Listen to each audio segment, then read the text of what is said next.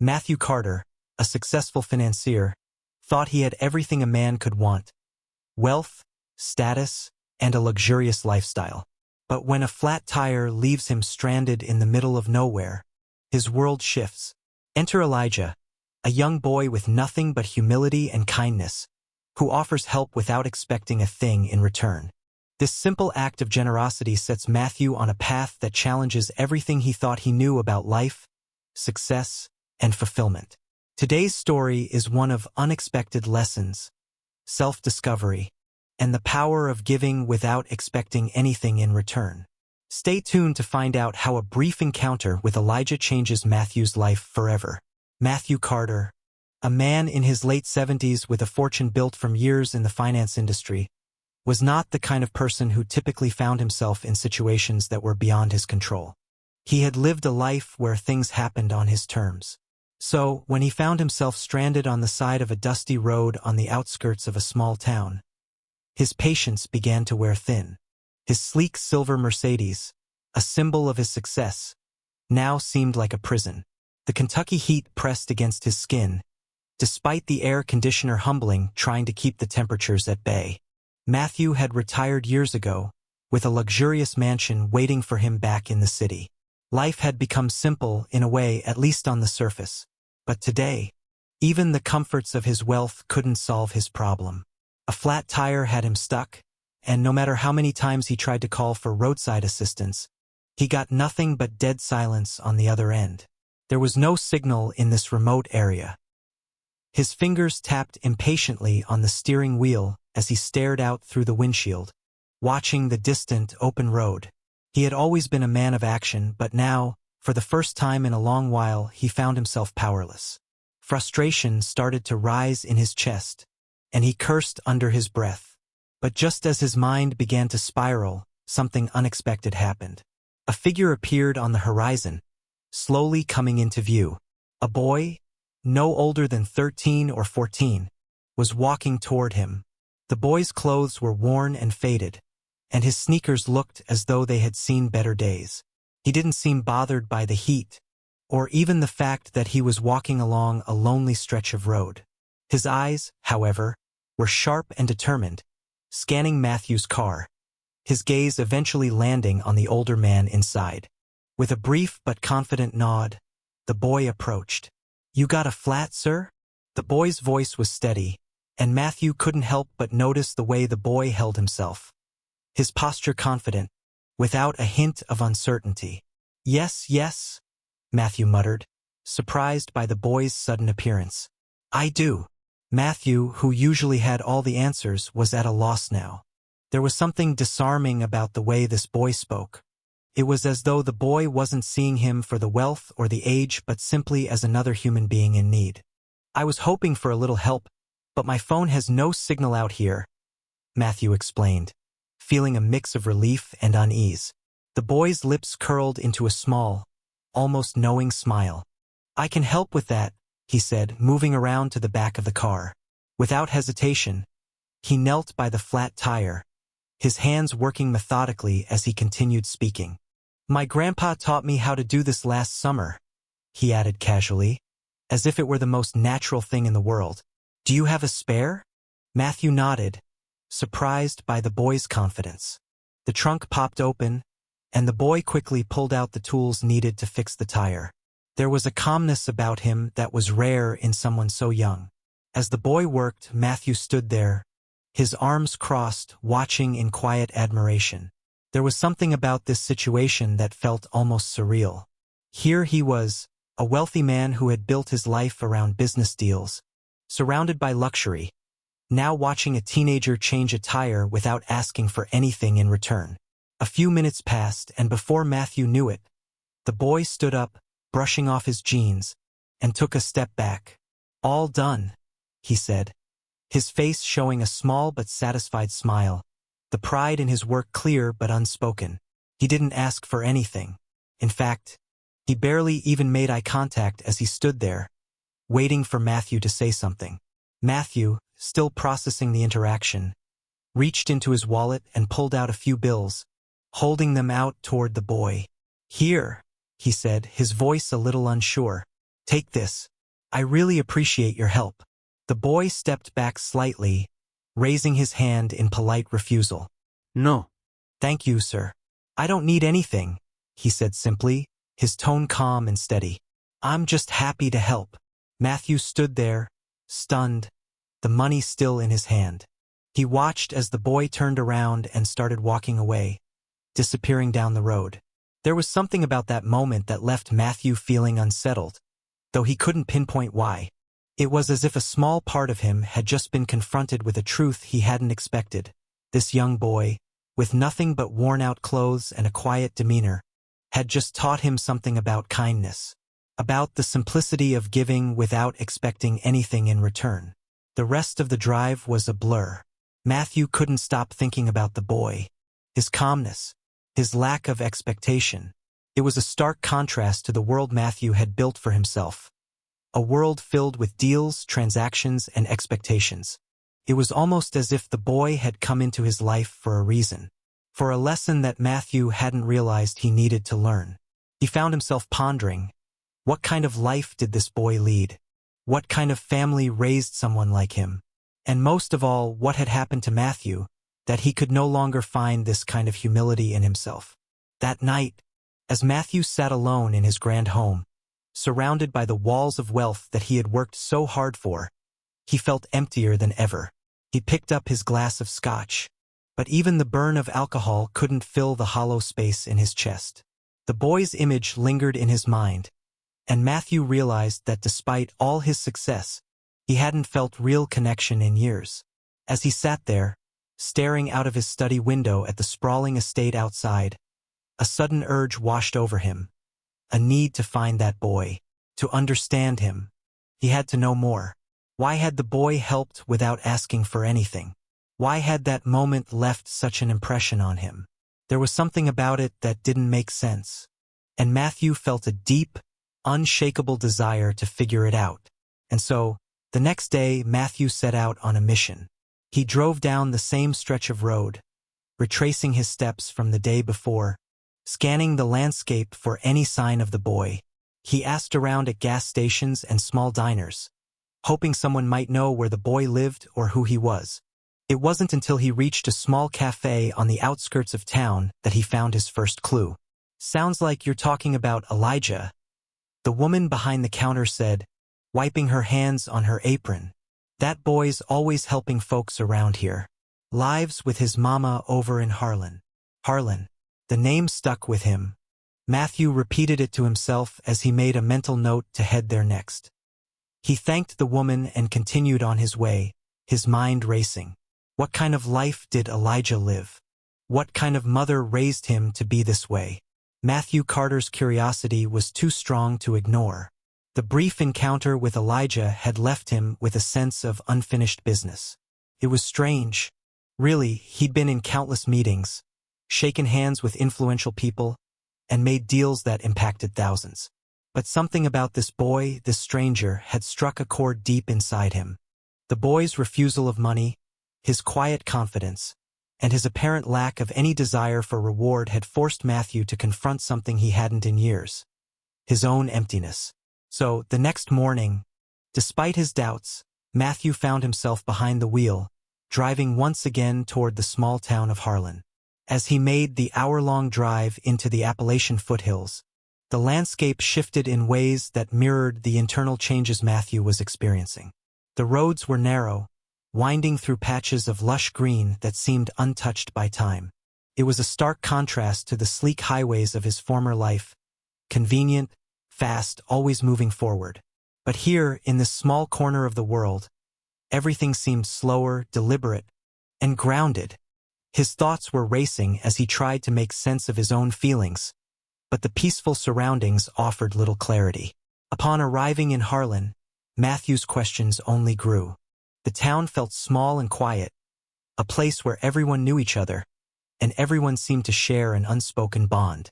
He asked around, hoping for more insight into the boy who had so profoundly affected him, but the responses were minimal. He could sense the reluctance of the locals to divulge much information. Maybe they were protective of Elijah, or maybe they simply didn't find the encounter to be as significant as Matthew did.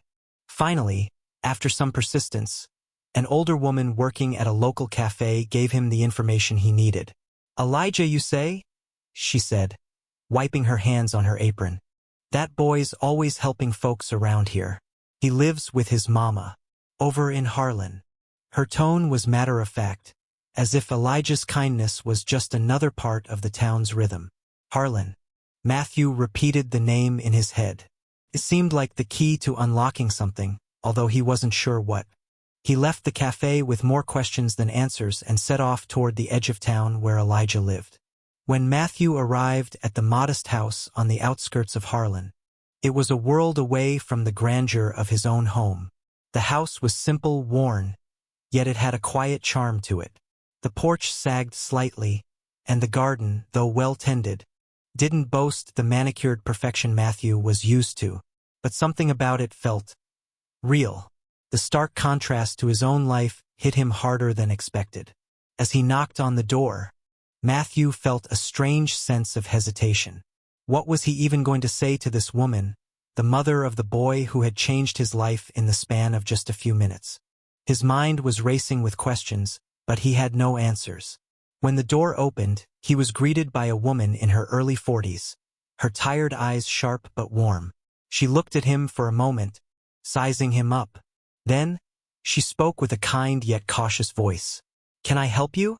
she asked, her face showing a mixture of curiosity and concern. "I'm sorry to bother you," Matthew began, his voice a little uncertain. "But I believe I met your son yesterday. Elijah, right?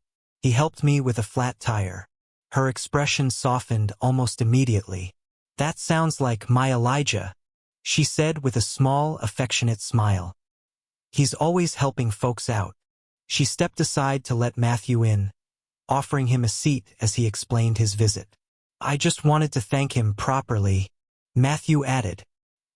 "He wouldn't accept anything from me yesterday." "Of course he wouldn't," she replied, nodding knowingly. "That's just Elijah. He doesn't do things for reward." Her tone was proud, yet humble, and Matthew was struck by her words. This wasn't just a boy who happened to help a stranger. This was a young man raised with a deep sense of integrity and selflessness. He found himself wondering, not for the first time, what kind of family could raise a boy like that. She led him to the backyard, where Elijah was busy repairing the fence. The boy looked up in surprise when he saw Matthew standing there. "Hey, mister," he said, wiping his hands on his jeans. "What are you doing here?" Matthew smiled, feeling a little out of place. "I just wanted to thank you again," he said. "You helped me when I really needed it, and I couldn't stop thinking about it." Elijah shrugged, clearly uncomfortable with the praise. "It wasn't a big deal," he said, his voice sincere, but to Matthew it was more than that. It was the kind of small gesture that had a ripple effect.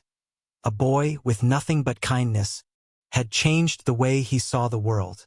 Matthew paused for a moment before speaking again, his voice a little softer. "I don't think you realize how big of a deal it was," he said, his eyes searching Elijah's face for a response. "People don't usually help strangers without expecting something in return." Elijah tilted his head slightly, almost puzzled. "I don't see it like that," he said. "If someone needs help and I can do it, why wouldn't I?" Matthew was struck by the simplicity of the boy's logic. Here was someone who had never been taught to see the world in transactional terms. Elijah didn't do things for money, fame, or recognition. He did them because it was the right thing to do. Looking around, Matthew's eyes drifted over the yard. The fence was patched together with mismatched wood, and the grass was sparse, showing signs of wear. Behind the house, an old swing set leaned precariously to one side, its chains rusted and broken. It was clear that Elijah's family didn't have much. But despite that, they seemed content, making do with what they had. Matthew found himself quietly reflecting on his own childhood, spent in a small house much like this one. His parents, hardworking and humble, had taught him the value of effort and perseverance. Yet over the years, he had drifted far from those lessons, consumed by the pursuit of wealth and status. Now, standing in this yard, surrounded by simplicity, He felt a strange sense of nostalgia and regret. "You've got a good head on your shoulders," Matthew said, his voice genuine. "Your mother must be proud." Elijah smiled, glancing back toward the house. "She works hard. I just try to help out where I can." Matthew looked at the boy and felt a growing sense of admiration. This was a child who had been raised not with the expectation of reward, but with a deep understanding of what it meant to help others, to give without expecting anything in return. He had taught Matthew a lesson that day, one he hadn't even realized he needed to learn. And yet, Matthew couldn't shake the feeling that he needed to do something for Elijah and his family. Not just because of gratitude, but because it felt like the right thing to do. "I'd like to do something for you and your family," Matthew said at last, his words firm and resolute. Elijah's mother looked at him with concern, her voice trembling slightly. "We're okay, mister," she said, shaking her head. "We don't need anything." Matthew shook his head, his voice steady. "It's not about need. It's about what's right. You helped me, and I want to return the favor." But before Elijah could respond, his mother called from the porch, urging him to come inside for lunch. She turned to Matthew with a soft smile. "Would you care to join us? It's nothing fancy, but you're welcome." For a moment, Matthew hesitated. This wasn't the kind of invitation he was used to, but something about the warmth in her voice, something about the simplicity of the offer, made it impossible to refuse. "I'd like that," he said, stepping toward the house. Inside, the smell of freshly baked bread and roasted vegetables filled the air. The kitchen was small but inviting, and the table, though modest, was set with care. As they ate, Matthew found himself drawn into their conversation. Elijah spoke with a quiet passion about his dreams of becoming an engineer, and his mother shared stories about the community, the kind of people who looked out for one another. Matthew listened, a sense of peace slowly settling over him. In this small house, surrounded by people who had little but gave so much, he felt something he hadn't in years. Real connection. For all his wealth and status, Matthew realized, his own home had felt empty. But here, there was warmth. There was life. By the end of the meal, Matthew knew that his life had been changed, not by the things he had achieved, but by the kindness of a young boy and his mother. He had found something he hadn't even realized he was looking for. A sense of purpose, a reminder that it's not about what you have, but what you give. The weeks that followed felt like a blur for Matthew. Every day, he woke up with a sense of purpose that had been missing for years. He had a plan, a mission, to give back to the family that had shown him what true kindness looked like. Elijah and his mother, though they lived in modest conditions, had imparted a lesson Matthew hadn't even known he needed. But his newfound resolve was about to be tested. Matthew began to make calls. He reached out to old colleagues, business partners, and even contractors he had worked with over the years. With his wealth and connections, he could transform Elijah's home into something far beyond their wildest dreams. He had the resources, the know-how, and most importantly, the drive to make it happen. But as he set the wheels in motion, a nagging feeling kept him on edge. Was this truly about giving back, or was he, in some way, trying to fill the void in his own life? It wasn't an easy question to answer, but one he found himself asking more often than he liked. One by one, the contractors arrived. Trucks filled with materials pulled up to the modest home, much to the surprise of Elijah and his mother. They watched in disbelief as workers unloaded supplies, some of them pausing to greet Matthew with nods of recognition. The sheer scale of the operation was enough to make anyone take notice. Elijah's mother, who had always managed to make do with what she had, was nearly speechless. "You didn't have to do this," she said, her voice trembling with a mixture of gratitude and confusion. "We've managed fine on our own." Matthew looked her in the eye, his tone firm but gentle. "No," he said. "You've done more than manage. You've thrived. And you gave me something I didn't know I was missing. Let me give back." His words, though simple, carried a weight of sincerity that left no room for argument. As the days passed, the renovations began to take shape. The sagging porch was replaced with sturdy wood. The roof that had leaked in several spots was repaired, and the rusty swing set out back was swapped out for a brand new one. Inside the house, the transformation was even more impressive. The walls were painted, the floors polished, and the kitchen was upgraded with modern appliances. It was as if the house, once worn and tired, had been given new life. But it wasn't just the physical changes that made the biggest impact. As the construction crew worked, Matthew found himself observing Elijah more closely. The boy, who had once seemed so unaffected by the world around him, now stood on the sidelines, watching the workers with a sense of awe. He had a natural curiosity that made Matthew smile. One of the workers, a burly man named Joe, noticed Elijah's interest and invited him to help measure wood planks. Soon, Elijah was asking questions about tools and construction, eager to learn everything he could. Matthew watched from a distance, feeling a sense of pride swell in his chest. It wasn't just that Elijah was learning something new. It was that he had a passion, a drive to understand the world around him in a way that Matthew hadn't seen in years. As the boy absorbed everything with enthusiasm, Matthew couldn't help but think of his own childhood. He remembered how he had once been driven by curiosity, by a desire to understand the world. But somewhere along the way, that ambition had been replaced by the pursuit of success, of wealth, and of status. Watching Elijah now, Matthew realized that somewhere in his journey, he had lost something precious.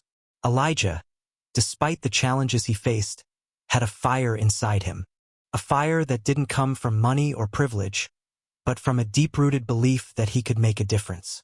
And for the first time in a long while, Matthew began to understand what that really meant. One evening, as the project neared completion, the family stood together on the newly renovated porch, marveling at the transformation. Elijah's mother, her voice filled with emotion, turned to Matthew. "This isn't just a house anymore," she said, her eyes welling up with tears. "It's a home. I don't know how we can ever thank you." Matthew shook his head, his expression softening. "You don't need to thank me," he said. "You've given me something far more valuable than anything I could offer. You've reminded me of what really matters." As the sun began to set, casting a golden glow over the yard, the neighbors started to gather. They had heard about the renovations and came to see the changes for themselves. Some brought small gifts, fresh-baked bread, jars of homemade jam, and potted plants to show their appreciation for the family. Elijah, full of energy and excitement, raced around the yard with his friends, showing off the new swing set and the freshly painted rooms. His laughter filled the air, and for the first time, Matthew realized that he had given more than just a house to this family. He had given them the freedom to dream, to live without the constant worry of what tomorrow might bring. Standing on the porch, Matthew couldn't help but feel a deep sense of satisfaction. It wasn't just the work that had been done, or the improvements to the house. It was the change in himself. He had set out to help a family, but in the process, he had rediscovered something about himself. Something he hadn't known he was missing. The boy, Elijah, had shown him that the true value of life didn't come from money, status, or possessions. It came from the connections we make and the lives we touch. Elijah's mother came over to Matthew, offering him a cup of iced tea. Her eyes were still wet with tears, but the gratitude in her gaze was undeniable. "You've done more than fix a house," she said softly. "You've given us hope, and I think you've found something for yourself too." Matthew nodded, taking the tea from her with a small smile. "I have," he admitted. "For years, I chased after things that I thought mattered. Money, influence, power. But none of that has ever filled me the way this has." As the evening wore on, Elijah joined them on the porch, his boundless energy still intact. He looked at Matthew, his expression thoughtful. "Mr. Matthew," he began, "I've been thinking a lot about what you did for us. I want to do something like that one day. I want to help people too." Matthew placed a hand on Elijah's shoulder, his voice steady. "You already are, Elijah. Your kindness set all of this in motion. Don't ever lose that." The three of them sat together, watching the sky shift from gold to deep orange. The warmth of the day lingered, but there was something deeper, a warmth that came from connection, from gratitude, and from a shared sense of purpose. As Matthew prepared to leave, Elijah and his mother walked him to his car. The boy's wide grin and his mother's tearful smile were etched into Matthew's memory as he drove away, knowing that this wasn't the end of the story. It was just the beginning. The weeks that followed brought even more change. Elijah's curiosity about construction blossomed into a passion, and Matthew arranged for him to spend time shadowing the workers who had helped with the renovations. Elijah soaked up every bit of knowledge, eager to learn.